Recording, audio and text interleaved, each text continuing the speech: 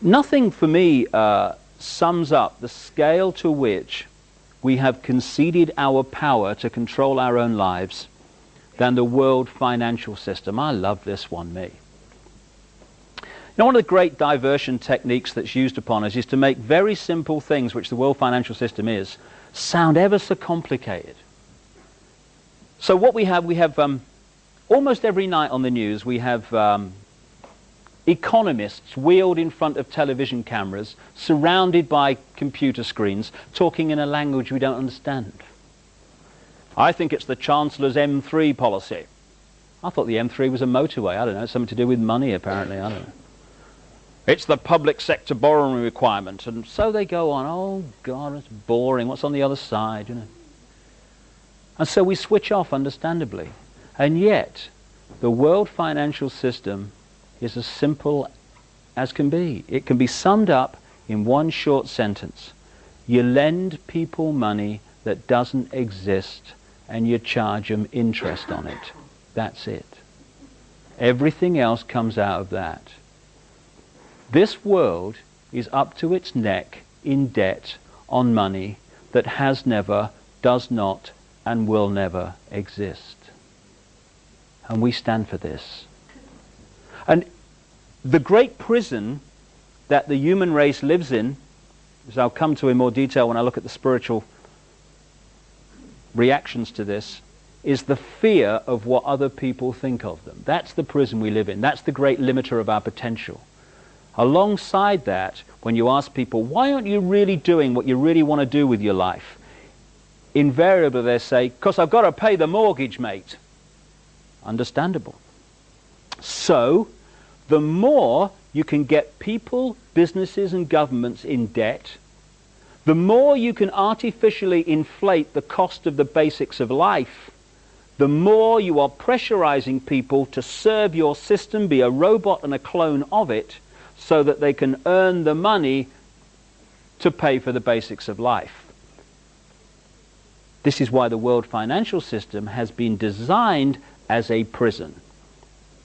Banks are lending, as a matter of course, £10,000 and more for every £1,000 they actually have deposited. If everyone went to the banks tomorrow and took out what they theoretically have deposited there, the banks would be bankrupt so many times it'd be in the Guinness Book of Records. They haven't got it. So when we take out a loan, well, please tell me, Mother, this is not true. They type in to your account the amount you've flipping loaned. That's all they do. From that moment, you start paying interest on money that doesn't exist. People say, why is the American government trillions and trillions of dollars in debt? Ridiculous. How could it possibly do that? Very simple when you see how it works. And this is how it works around the world as well. One transaction in one day in America. The American government wants to borrow, say, $1 billion more than it's actually taken in taxation. Now it's the government. It could actually print its own money interest-free if it chose to. But of course, if it did that, you're removing massive amounts of power from the global banking system, which is controlled by the same people that decide who's going to be president of the United States. So they don't print their own money interest-free. They issue an IOU to a cartel of private banks known laughably as the Central Bank of America, known as the Federal Reserve System. The Federal Reserve System is supposed to be the Central Bank of America. It is a cartel of private banks. The present head of the Federal Reserve is Alan Greenspan, Bilderberg Group, Trilateral Commission, Council on Foreign Relations, who took over from Paul Volcker, who was there at the time of Reaganomics and Thatcherism. Paul Volcker, Bilderberg Group, Trilateral Commission, Council on Foreign Relations. You get the picture. So they issued the government an IOU to this cartel of private banks for $1 billion. The banks then type into the government's account $1 billion. That's all they've done. From that moment on, the American taxpayer, via the government, starts paying interest on $1 billion. Not only that, this IOU is now legally counted as an asset of the banks, as if they had $1 billion in their hands. So now they can lend another $10 billion to anyone else that wants to borrow it on the basis of this non-existent money. Now they're lending and getting interest on $11 billion, not 1 cent of which has ever or will ever exist. And we stand for this. I hear people arguing that, oh God, it's got to be like this or the system would collapse. Good. Good. Hey, this prison wall's coming down. Get the bricks out, you know. Do a few repairs, you know. I might be getting out of prison here. Perish the thought here. Now, this is not just naval contemplation. This is very, very important to our everyday lives. Because if you take one product, say a food product, and you look at how this system affects the price of it, the farmer growing the food in the field to start with will be borrowing money that doesn't exist and paying interest on it. So the price he charges will have to reflect the fact that he's got to do that. So in effect, what he does costs more.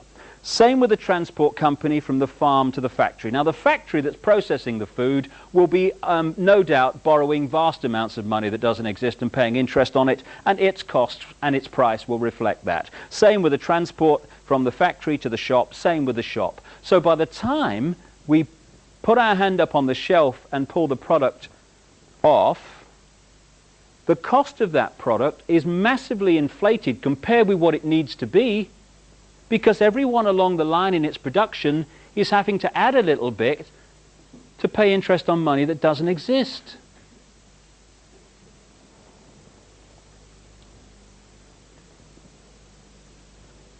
Wake me up. This is why we buy 3 houses to live in one. We do this.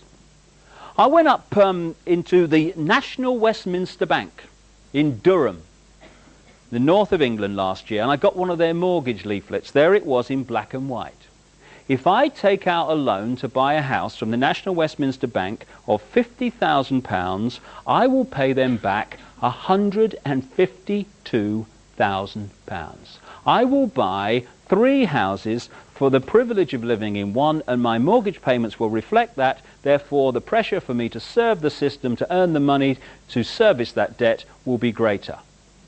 And what did it say on this leaflet?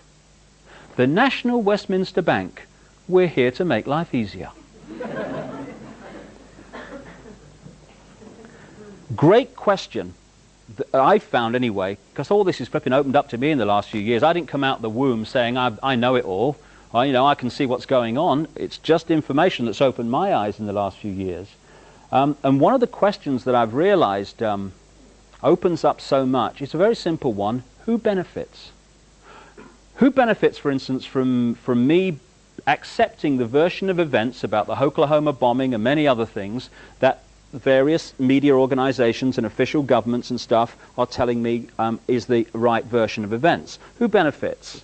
Well, who benefited from the Oklahoma bombing? Anyone who wants to centralize more power in the law enforcement agencies in America certainly has benefited from that. And as Bill Clinton said 24 hours afterwards, we must have an easing of restrictions of on the military's involvement in domestic law enforcement. Problem, reaction, solution. And there's so much about that Oklahoma bomb that has never come to light publicly in the main arena that I've seen, and I tell you, the government version of events is a farce and a complete lie.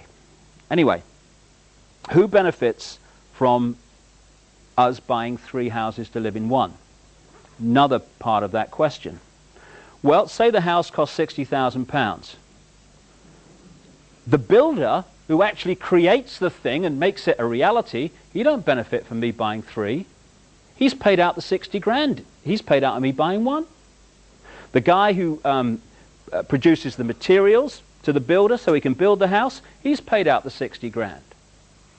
Everyone who actually creates the house is paid out of me buying 1.